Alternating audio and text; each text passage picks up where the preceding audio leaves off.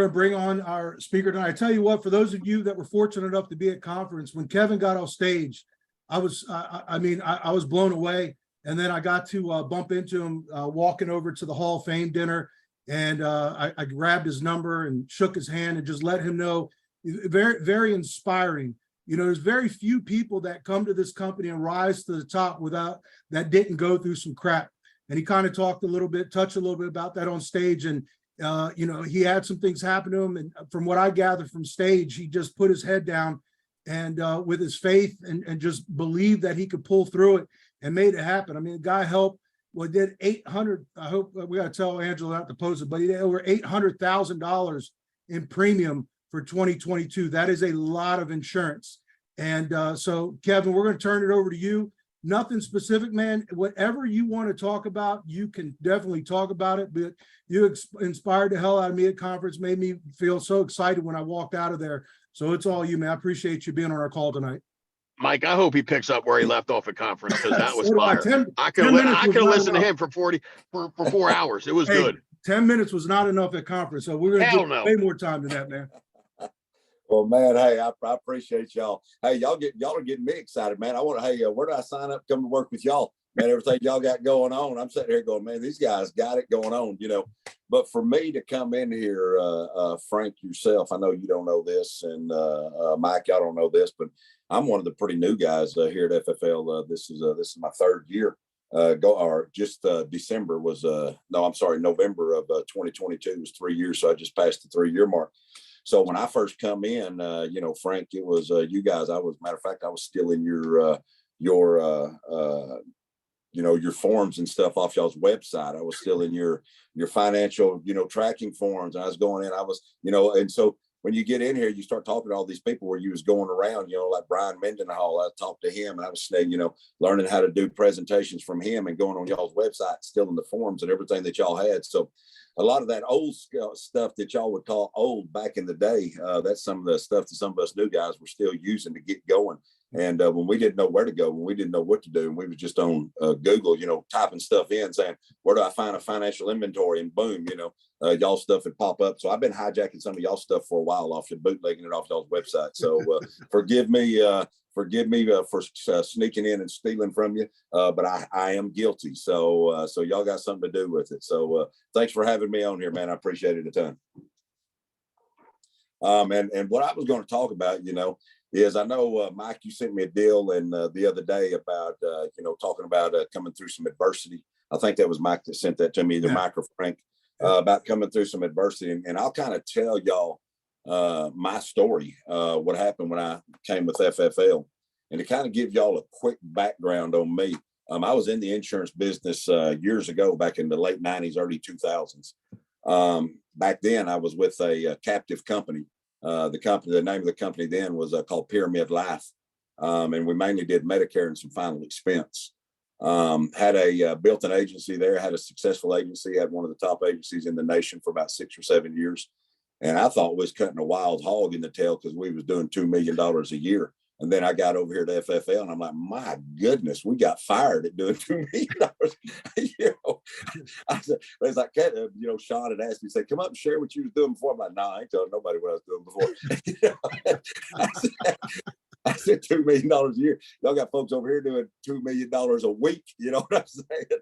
So it was good. But we started out and I was gone for about 10 years. I did really well over there.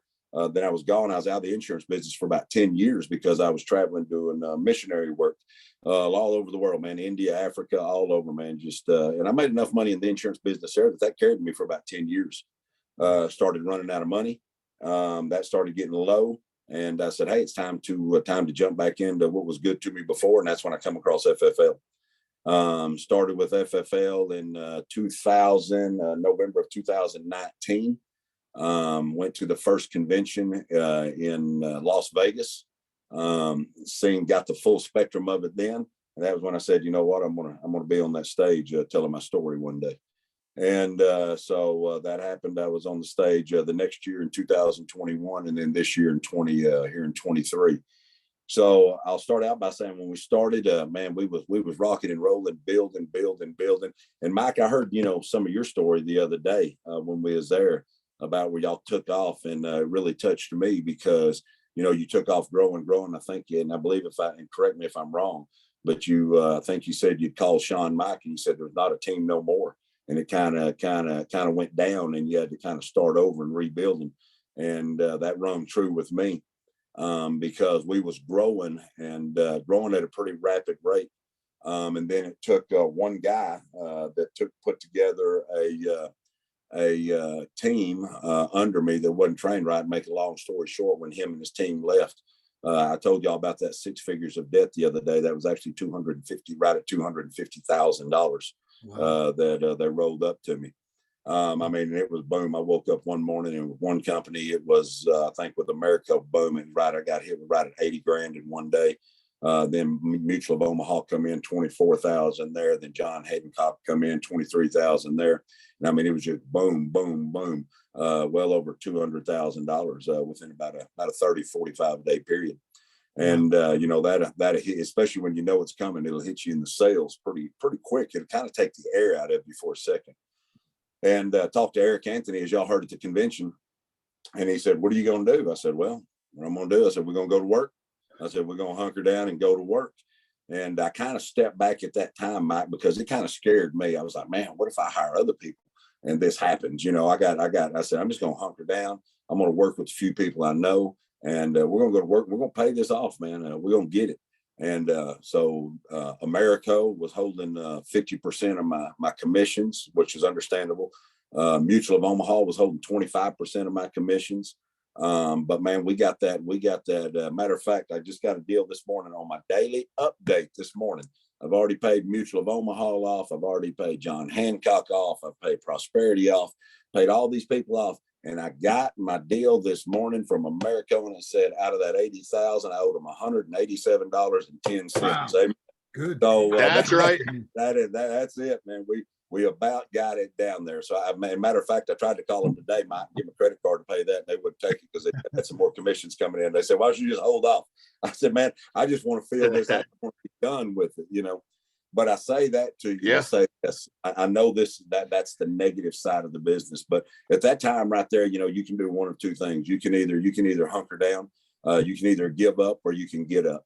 And the world I come from, I hadn't always served the Lord. I was a pretty wild heathen back in the day, and I wasn't afraid to get around and roll with some people back then. And I definitely ain't afraid to face some stuff head on today, and just kind of enter into battle. So that's what we did, man. We just went to work, and the first year I was with FFL. Of course, we was doing everything, Frank and Mike. We was doing everything just like you said. I jumped on the ship, man. Started doing the mailers, started buying the Facebook leads, from Game Time Leads and all the different lead companies out there. And the first year I wrote almost 500,000. I did nothing but final expense the first year. Didn't touch any mortgage protection.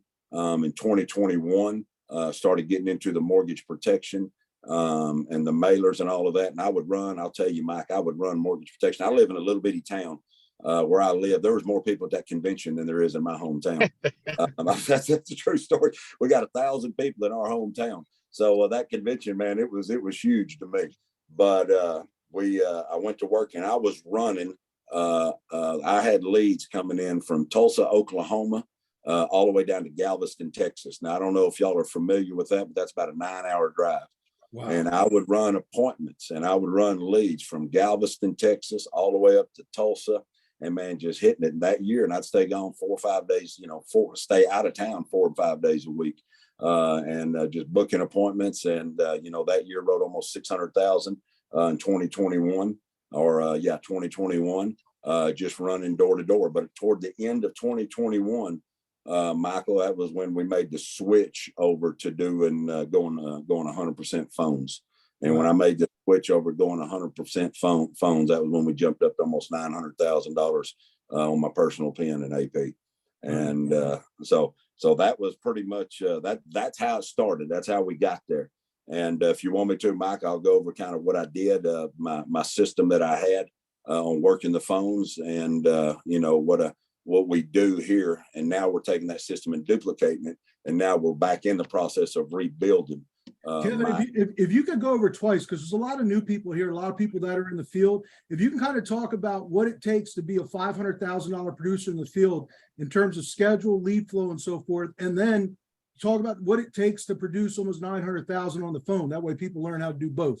Okay, awesome. Yeah. Hey, When Mike, Kevin, I'd also like you to hit on. I heard you say that you did mission work.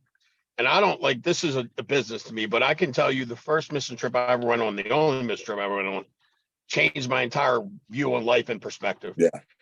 And when you talked about that debt, like Andrew Taylor would say, welcome to the big leagues. That's phenomenal. But yeah, when stuff like that happens and you have an experience of what you've experienced serving and doing mission work, it tends to kind of minimize your small first world problem. I mean, to an extent. And I think that's a big deal.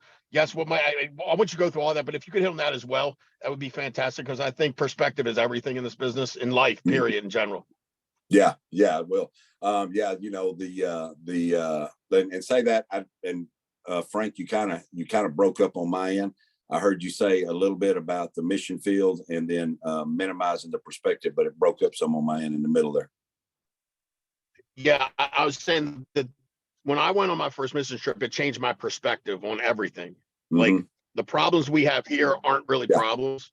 The $250,000 or $15,000 in debt you got rolled to you, it's a first world problem that you were able to cover. But I think that does a lot for people's mindsets. And I'm not telling everybody to go on a mission trip. I think that's a great idea. But how that affected you in business and how you deal with adversity in business, because to me it changed a lot for me. Yeah. Well, and that's it, you know, in human nature, and I believe this in human nature, the first thing that people are going to do is, you know, everybody wants the reward, but most people don't want the risk. And, you know, the bigger the risk, the greater the reward. And so when you come into this business, you know, the reward side of it is so great. You know, you start bringing in some commissions, you start making commissions, you start, you know, your bank account starts jumping up. But there's also a risk side of it, also a risk side to it. So whenever, you know, when I look at everything and I look at everything, I tie it all back to the Bible. But, you know, when I look at these things, when I looked at that commission or that roll-up debt that rolled up to me to almost $250,000 in debt, compared, when I think about other countries and other people out there in other countries, they would appreciate it to be in a position like that. Because where else, what other business, ladies and gentlemen, are you going to be in to where you can pay off $250,000 in debt? And I say this, I'm not saying this to be arrogant. Don't take this the wrong way, but this is where I'm thankful. This is where I'm so thankful. I paid off $250,000 in debt in less than a year, and I still had the best year financially that I've ever had, and my commissions were reduced. Unbelievable. I mean, where else can you do that? So I go to other countries, and I've been in some of the poorest countries on the face of the earth. I've been to Haiti, which is the poorest country in the Western Hemisphere.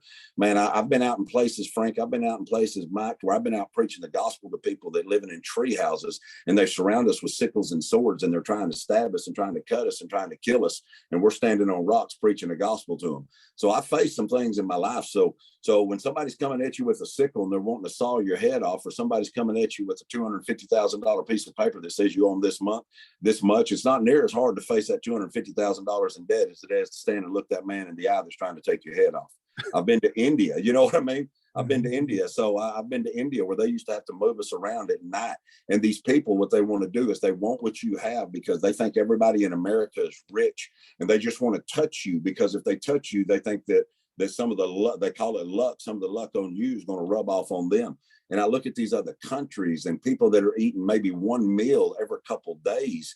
And I sit there and look at it. And when I think about the debt, I think about the things that I've gone that rolled up to me, I'm like, who am I to sit here?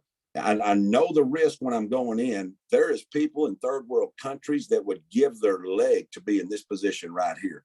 Where else can you be in a business to where you can work? I mean, on top of this, where else, Frank, where else, Mike, are we going to get in a business that is like this, that costs you no money up front except your leads? Most businesses are going to cost you $250,000 just to get into it. Yeah. I mean, and the opportunity that we got here, I look at it like this. When I bought my first batch of leads with FFL, I had $1,000. That was it. $1,000. I bought my first batch of leads, turned that into $6,000. And the way I look at it, I never bought another lead since. You know what I'm saying? That's So it. when I said, That's right. one of the ways I looked at it is I'm in a business to where, okay, I had $250,000 in debt roll up to me. All right. Okay. That's my, in any other business, that would have been an initial investment. If you go buy a Chick-fil-A, you're going to need $250,000 up front. You want to go get a Taco Bell, it's going to cost you $250,000 up front. You want to get a fast food restaurant, $250,000. You want to go open a carpet cleaning business, whatever it is, you're going to have to come up front with money. I come up in this business with $1,000. That was it. And made and had almost $1 million made last year. Not saying that to brag, but what an opportunity God has granted us to where I was still able to take care of that debt on reduced commissions and still had a better year financially than I've ever had in my life.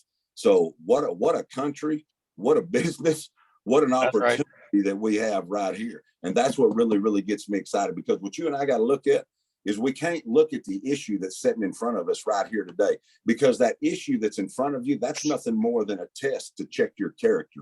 And if you don't have the characters to support this business, and when I say the character, if you're good at this business and you work hard at this business, like Frank was saying a while ago, he doesn't do anything different, just hard work. But if you don't have the character to support what's coming to you, then your character is going to crush under you, and the way of the business is going to get you. And that's what happens. How many people have you seen, Mike, come into this business? How many people have you seen, Frank, come into this business and they blow it up? We see them all over the screens. We see them all over the meetings. We see them all over the place getting used, talked about, agent of the month, agent this, agent that, and then they just disappear. All the time. You don't see them no more. That's because there's got to be character to go with it. And that character that goes with it, if you don't have the character in this business, it will not be able to support what the business does. You've got to have the character. Amen. Kevin, what is one way that, what's something you could tell a new agent on, because people, they come in and things happen. It's funny, people fold up off of a $2,000 their own debt, not even roll up. How do you teach a new agent to be able to go through that and move through it and not let it get them down? How do you teach someone that? Man, I just tell them straight up. I say, if you ain't getting charged back, you ain't selling nothing. That's simple. People say, hey, I don't have any chargebacks. I said, there's one or two things. This is people that don't get chargebacks. Either it's their first 30 days in the business and they post-dated everything 30 days out and they hadn't got any chargebacks. Or they're not selling a whole lot. You know what I mean? Because chargebacks are going to happen in this business. And the way that I look at chargebacks is that's part of the investment. You know what I'm saying? I don't look at it as a chargeback, but I always go back to, I got into this business for $1,000 out of my pocket. So if I got two or three out of every 10 deals that charge back to me, that's just my dues that I didn't have to pay up front. You know what I mean? That's how I look at it. I mean, what an opportunity. I mean, where else can you get a business started? And I think you got to have an attitude of gratitude for this. And you really, really got to be thankful to what we've been given by God in this country. But I don't have a 4-year degree. I grew up chasing horses and cows my whole life. I went to college on a football scholarship and I got kicked out before I ever got to play a down because I liked to party too hard back in those days. And so I don't have a college degree. I don't have none of that stuff. And Frank, you're making more money. Mike, you're on here. You're making more money than doctors and lawyers, and you're not coming out of school with hundreds of thousands of dollars in debt to do it. What an opportunity this is. This exists nowhere else that I know of. It exists nowhere else. So I don't see the only way you could not be excited about this. Mike got me excited a while ago. Frank got me excited a while ago. The only way that you cannot be excited about this is you don't know the true magnitude of the opportunity that you've been given. And if you don't see the opportunity, then you're never going to put the work in that it takes. People that don't put the work in, it's because they're blind to the opportunity. Absolutely. God, he's good. Dude, Mike, he's phenomenal. Oh, and I'm now I need to know how he sold so much over the phone and in person. I mean, I would buy anything from you. You sell me in 2 minutes. Well, it's over. Kevin, do you think it helped you starting out in the field versus going on the home? Because a lot of people, they come here and they want to do it right, jump right into telesales. Do you think that was a benefit to you being in the field first? Most definitely. Okay. That I do. Most definitely. Because I'll tell you, a brand new agent do 500,000 right out the gate. I'll tell you why it benefited me being in the field, because if you've never been in the field, you'll never truly appreciate the systems that have been set up now. because we're a people that when we come in and things are kind of given to us and we didn't have to work. That's like you were saying a while ago, Frank. You were saying a while ago, Mike. I mean, y'all built this. Frank, you remember, man, back when before you had all this stuff, you built this to give to other people. Mike, y'all built this to give to other people. So you're so excited about it because you know where your systems come from. You know what it was before compared to where it is now. So y'all got a view from behind and a view of the future. But people come in, but a lot of times people that just come in and get to benefit from what you've built and hadn't put in the sweat equity to do it, they don't have a true appreciation of what they've got set in front of them. You know what I'm saying? Absolutely. And so that's like the systems that we put in place over here over the phones, that a lot of people, they get in here on the phones and they don't have a true appreciation for the CRMs, the appointments, the leads that we're doing, everything that we're doing. They don't understand what we did before to get to where we're at here now. You know, I can go back in early 2000s before they even had Facebook and all that, and you just bought phone numbers. The only thing you could dial in was how old the person was. You just got a phone number. That was it, and called them, and hopefully you could talk into letting you in their house. So what we've got today is phenomenal. I mean, what an opportunity. That's why I tell people there's no such thing as a bad lead. Even when I was getting mailers, there was no such thing as a bad lead. You may work it bad, you may handle it bad, you may be bad on following up, but there's no such thing as a bad lead. And you've got to get it in your mind, no matter how many times that person lies to you, no matter how many times that person tells you they didn't fill it out, that is not true. They did. And you've got to the biggest objection you've got to overcome is the objections you throw up in your own mind before you ever make the phone call. That's the biggest objections. The objections are right here. That's where the objections are, because we want to sit there and psychoanalyze every lead. Well, I already called them last week and they said this last week and they said this. And what if they say that? And what if I'd be depressed before I called somebody too if I was a psychoanalyst. Don't look at it. Don't study it. Pick up the phone, make the dial. If they cuss you out, hang up, move on to the next one and keep on going. Keep on moving forward. I've never had anybody to reach through the phone and slap me upside the head. I have not been physically abused through the phone. I've had people to call me back and finish cussing me out, but we can handle that. All right. So 500,000 in person. Well, some of y'all on here, I know Frank, I know you'll remember this. Mike, you'll know this. But when you jump on, let me tell you a tremendous motivator. When you jump on and you got leads coming in and you get up on Monday morning and then mailers hit your credit card for about $7 or $8, that's pretty good motivation to go to work, is it not? Oh, it definitely is. Absolutely. So that was it. I was spending, back in those days, and you'd get those leads that come in. But to write that $500,000 in business, that first year on final expense, I was spending about $2,000, $2,500 a week on leads. Okay. My goal was to run between 6 and 8 appointments a day to have them set. And that meant when I was on drives, if I had a no-show, I didn't spend that time on that no-show. I didn't spend out hanging out at the coffee shop. I didn't spend my time griping about it. I didn't spend time on the phone with my wife and my kids. I found me a parking lot that I could sit in, and I picked up and I started dialing through my leads. And my goal was, if an appointment no-showed me, by the end of the day, have that appointment replaced with another one. That was my goal. And that was how the first year we wrote 500,000. I worked, did the schedule, set my appointments on Monday for Tuesday and Wednesday, then set my appointments on Thursday for Friday and Saturday. Worked 6 days a week and got after it. Why? Because I had a goal that I wanted to reach. And a goal, if you got a goal but you don't have a plan, it's nothing more than a wish. A lot of people got a goal, but they don't have a plan on how to get there. A lot of people talk about their goals, but when it comes to activating the plan, that's where we fall short. The plan is all the sweat equity, all the work that you got to put in order to reach your goal. And if you're not willing to do that, then that goal is nothing more than a wish that you're never going to get. You've got to put the plan together in order how to reach it. When we decided to go over the phones, I decided, Frank, I decided, Mike, I said, if I was paying all these other people, so we figured out a way. I bought programs. I invested into programs. And you want to talk about computer illiterate. I'm about as dumb as they come when it comes to computers. That's why I'm saying anybody can do this.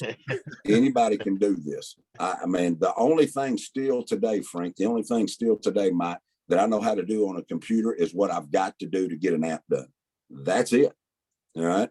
So when we started buying systems and programs and putting them in place, I had to weigh it out, was because my time was going to be taken away from sales, learning how to do this. And I know I couldn't do that. So I hired somebody, and their job was to learn how to do it. I kept on selling. So I hired somebody, brought them in. We learned how to do Facebook stuff. We learned how to do all of these ads. We learned how to put funnels together, click funnels together. We learned how to do it, and man, and that's when we started doing it. And when it started hitting, the first month that I ever wrote over 100,000 on my own pen was in November of 2021. I wrote 104,000, and then in December I wrote 135,000 on my own pen from the phones. Did you issue that, or Wow. is that what you submitted or wrote? No, that was issued. Issue paid 100,000 over the phone. There you go. Mm-hmm. Yeah, issue paid it. And then last year in 2022, my goal was to write 1 million. I was going to bust 1 million. I was kind of mad at the convention because I didn't hit it. But the reason I didn't hit it, which I didn't tell everybody this, but not only do I got an insurance business, we're building a team, but I'm a pastor also. So I pastor a church. We got 2 services here a week that we do. And then on top of that, I usually go and I'm inside about 100 prisons a year, preaching inside prisons. So my work week last year over the phones, my work week was reduced down to about 4 days a week with everything else that I had going on. So out of last year to work, and I'll go over with y'all what we did. But I went back and I looked, and I was going to talk on this at the convention, but I didn't get to it. But last year, and I'm not saying this is the right thing to do. I'm not saying, but I'm telling you what we did. And because when I first started out, it wasn't this way. And I'm not taking away from hard work at all, because I've, on the days that I'd work, I'd still be in there, 10, 12 hours a day getting it. If I'm only in the office 4 days in a week, I'm gonna get 50 hours in that 4 days, so we work. But last year I worked 220 days out of 365. All right.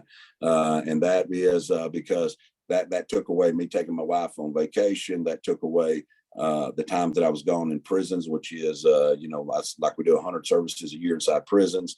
That took away, taking everything out. But what I do, Mike and Frank is on the phones. I make sure that I got 20 appointments a day when I'm running the day.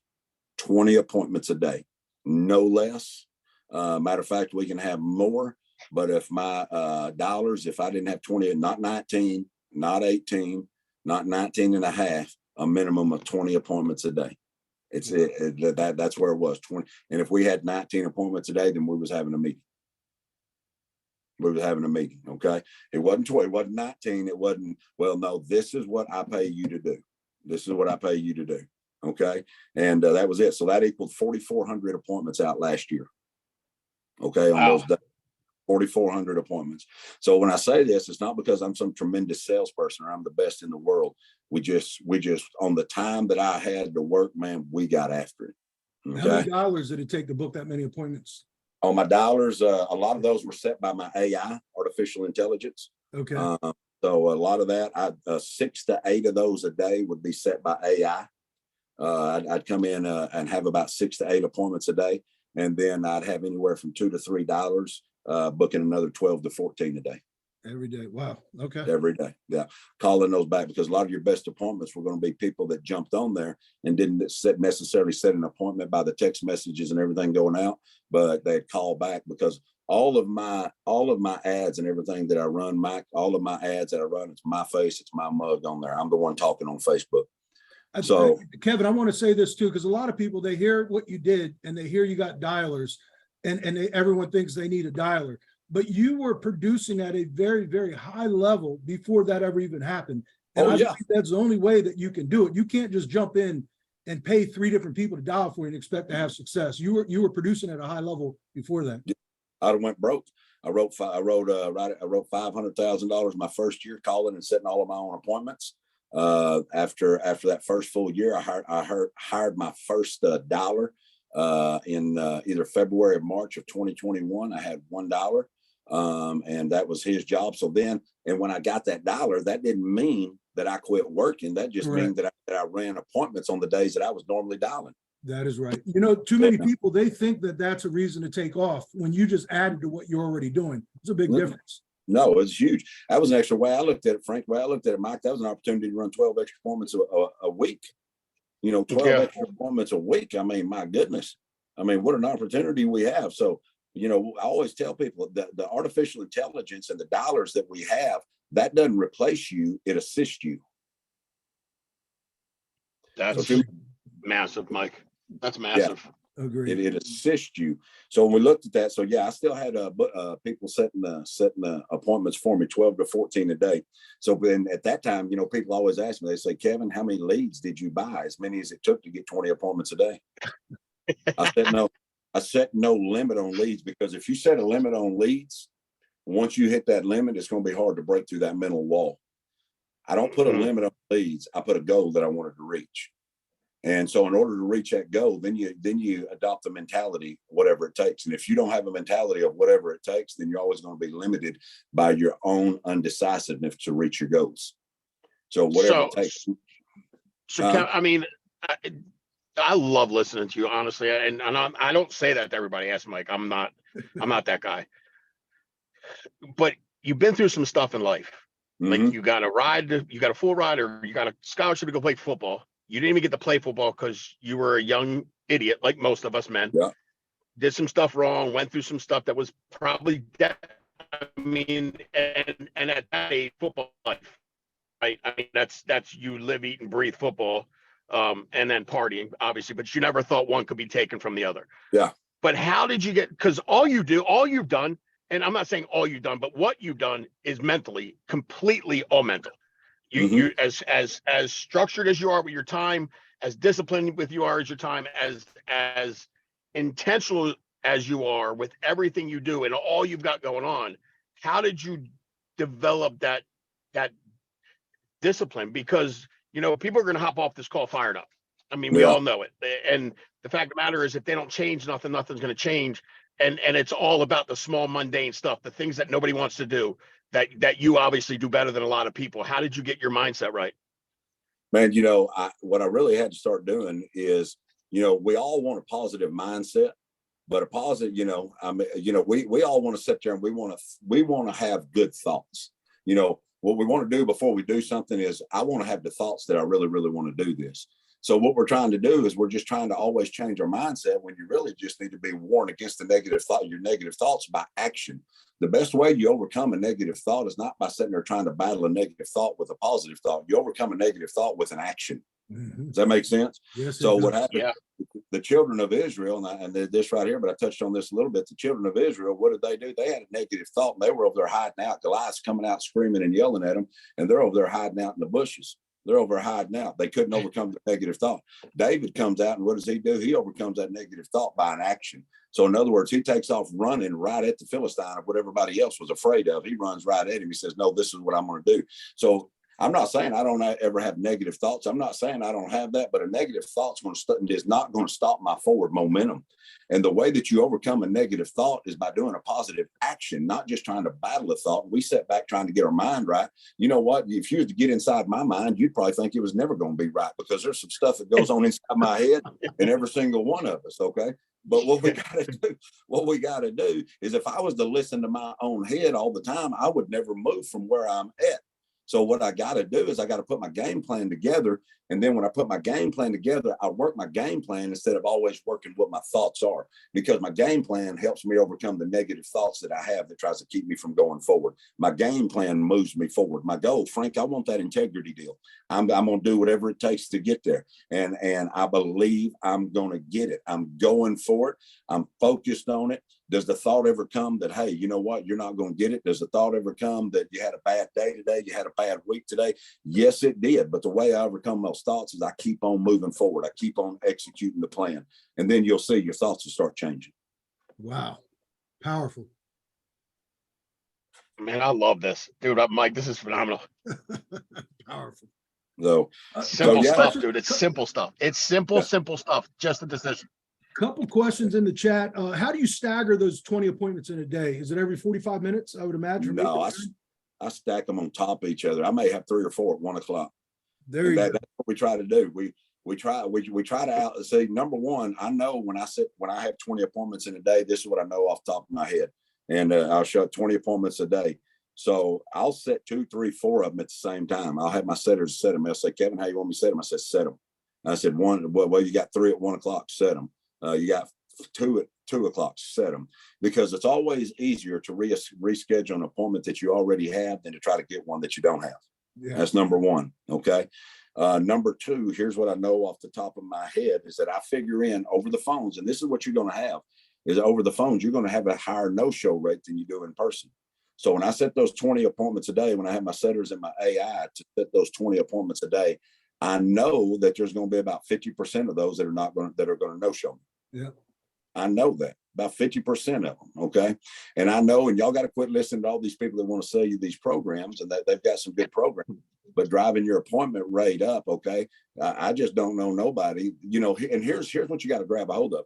They got an 80% they've got an 80% show rate on their end. You know why? Because they're talking to people like me, people like Mike, and people like Frank. They're talking to insurance agents that want to buy their product. So we show up. Mm-hmm. You see what I'm saying? Yeah. That's why they got an 80% show rate. But we're not talking to insurance agents that want to put a system in place in order to make more business. We're talking to people that are getting many other phone calls. Does that make sense? Absolutely. So when you do that, so I've got about a 50% no-show rate on my appointments. So out of that 50%, I automatically know it. That's why I don't have no problem setting an appointment at 3 or 4 appointments at 1 o'clock, because I know if I got 4 of them, if that first one no-shows me, boom, I move to the second one. If that second one no-shows me, boom. I know I got a better chance if I got 3 or 4 at 1 o'clock of getting a hold of somebody than if I got 1 at 1 o'clock. Got it. That's right. And when you transition over to telesales, what's your budget going up to? It was $2,500 a week. What did it go to? Last year, when I wrote almost $900,000, I was spending at times anywhere between $14,000 to as much as $20,000 a month on leads. Got it. It makes sense. Put that kind of premium up. And then what software do you use for your AI, your appointment setting? What I use right now is I got 2 CRMs that I use. I use Go High Level, which is Agent CRM. Yeah. I use that, and then I also use WooSender, and I tie them together. Is WooSender another Go High Level platform? No, it's got its pros and its cons. The reason I went with WooSender is because WooSender is something that they've got built into their system that's really, really great.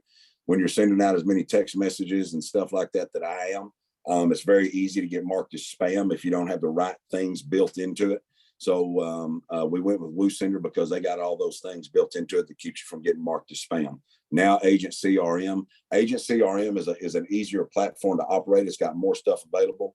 But the way I looked at it when I was trying to build my business, no matter what they had available, if they didn't have these systems built in to keep me from getting blocked as spam and shut my whole system down, didn't matter how good their system was if I couldn't use it. So I used the WooSender and tied them together, and that's what kept me from getting blocked and getting shut down. And Kevin, can you, Mike, let me, with what you're using now, is any of this possible if you didn't do the 300-400 dials a day for as long as it took you to understand this business? Like, because I think a lot of people are hearing what you're saying. They're going to get excited about getting all this. And I'm not mad at technology. I think obviously there are a lot of people's shows that works. But my fear is people are going to go, I'm going to do that. But they don't know enough to train to know what it should be and go through those no's to eventually put some money in their bank account, because you're spending some money on this. It's not cheap what you do. Oh, no. Correct? No. Okay. Not cheap at all. So my question is, could you have come in and done that right from the beginning, or did you have to figure it out by doing it yourself before you could do all this stuff? I had to scale it. I had to figure it out a piece at a time. Failures, mess ups, mistakes, failures, lost money, putting all of this stuff together and just putting it together, piece it out. Because when I was putting this together, Frank, that was back in the days when, we wasn't talking about doing phone stuff at FFL. When I started putting this together, I was doing it behind the scenes. Sean Mike called me up and he said, Kevin, what are you doing? I said, man, knocking a lot of doors, baby. Knocking a lot of doors. That's awesome. But let me say this, Frank and Mike. I make more dials now. I make more dials to get those 20 appointments. There's more dials made to get those appointments and get those set. Why? Because here's what you get. You're not physically working harder as far as driving from house to house. You're not physically doing it, being away from home, but mentally you are. Absolutely. Mentally, because it takes more dials, it takes more clients, it takes more leads. It takes more to get set up over the phones, because we know that over the phones that there's going to be a lot higher chance of no show. We know that. So it's actually Perfect. more dials, Frank. It's more work. Now we've been able to condense it, you know, Sure. to where we're not having from Tulsa, Oklahoma to Galveston, Texas. We're working 40 states, but it's more work. It's more systems. It's more stuff put in place. So we're working more consistent and harder, I believe, than we was when I was having to drive an hour between appointments and all that stuff, because there is no downtime now. I mean, when you're here, right. I mean, it's full throttle, no brakes. What's the goal this year, Kevin? You gonna hit the million? You know what? This year, I've kind of changed it up a little bit this year. I'm really working on recruiting. So I've been writing the last 2 months. I wrote about, not near what I was. I wrote about 33,000 per month the last 2 months. But right now, I've been able to build. I got about 10 people, 10 agents in my office here that I'm showing the systems to. So really, my goal right now is over the next 2 years is to get to that $1 million a month. And my goal is my agents. I want to have 20 agents in the Hall of Fame. I want to have 20 agents producing in the Hall of Fame. That is a great goal. There you go. That's my goal. Fantastic. So really, I want to. I've done this. I know it works. So if I can take what I've got here and teach it to my guys and the ladies that are working here, I really want to see them succeed, just like you guys do, and by putting this in their hand and teaching them how to work it. Well, I Amazing. appreciate Thank it. you. 7 o'clock. We usually end at 7. Kevin, I can't thank you enough, man. I talked to Frank and Jamie the other night, and I said, we're going to have Kevin on. I said, we definitely need him. And they both said that's going to be a great call. And it definitely was. I talked a little bit about this a few weeks ago, how we can do all the training we want in the world, but without the proper mindset, none of it matters. And you really have kind of proven that tonight. That's, it doesn't matter what you're trained on. If your mindset isn't right, it's not going to help you do anything. I've seen some of the sales. I've seen Frank, Mike. I've seen some of the best salespeople in the world. Got talents. People love them. Got the ability to talk to people, but their mind is their mind is messed up. And if the mindset in this, with a strong mindset, you can overcome bad sales days. You can overcome leads that you don't like. You can overcome, if you've got the mindset. Great salespeople are not born; they're made. And, we've been lied to in this world saying, you're a natural born salesperson. No, nobody's a natural born salesperson. But you know what? Great salespeople are made. And I don't believe there's anybody on here that's not great, because if you set your mind to it, the Bible teaches us, as a man thinks in his heart, so is he. So if you got some stinking thinking, then things around you are going to stink too. But if you get some thinking right, man, if you get some thinking right, you are the worst victim of your own thinking. Your stinking thinking ain't hurting nobody but you. You are your biggest victim. Give yourself a break and start seeing something good out there. We're going to end on that. Everyone make it a great night. Kevin, I can't thank you enough, man. Thank you. Let's make it a great week, great month. Have a great night, everyone.